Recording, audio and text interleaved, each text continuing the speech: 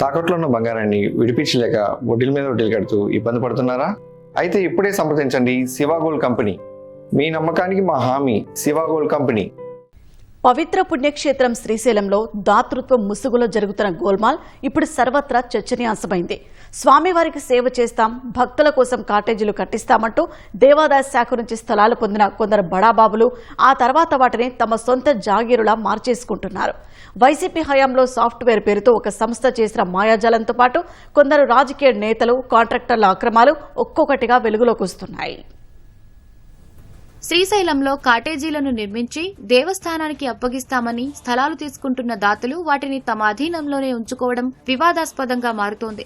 Darsi YCP MLA Boochepalli Sivaprasad Reddy తండ్రి సుబ్బారెడ్డి వివాదం వెలుగులోకి రావడంతో హడావుడిగా వారి ప్రతినిధి దేవస్థానానికి కాటేజీని అప్పగించారు. తాజాగా వైసీపీ హయాంలో జరిగిన మరో వివాదం వెలుగు చూసింది.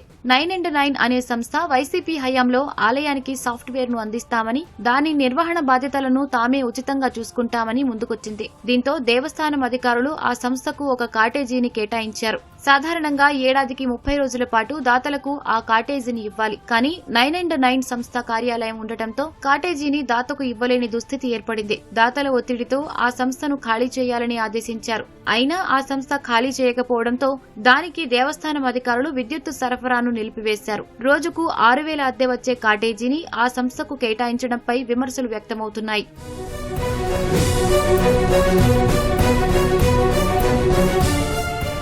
నెల్లూరు జిల్లాకు చెందిన ఓ బడా గుత్తేదారు మల్లికార్జున స్వామికి పరమ భక్తుడు. 10 కోట్ల రూపాయల విలువైన బంగారు వస్తువులను స్వామివారికి సమర్పించారు. ఆయన శ్రీశైలంలో ఒక అధునాతన కాటేజీని నిర్మించారు.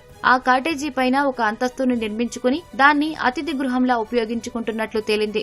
ఆయన మిత్రుడైన ట్రస్ట్ బోర్డు సభ్యుడు దాన్ని ఉపయోగించుకుంటారని సమాచారం. తెలంగాణకు చెందిన ఓ మహిళా నేత, మాజీ మంత్రి కూడా శ్రీశైలంలో ఒక కాటేజీని నిర్మించారు. నిర్మాణం పూర్తయిన 3 ఏళ్ల వరకు దాన్ని అధికారులకు అప్పగించలేదు. అధికారులు ఒత్తిడి చేయడంతో ఎట్టకేలకు కాటేజీని అధికారులకు అప్పగించారు. కాటేజీలోని ఒక గదిని ఎవరికీ ఇవ్వొద్దని, తనకు ఉంచేయాలని పట్టుపట్టడంతో అధికారులకు దిక్కుతోచని స్థితి ఎదురవుతోంది.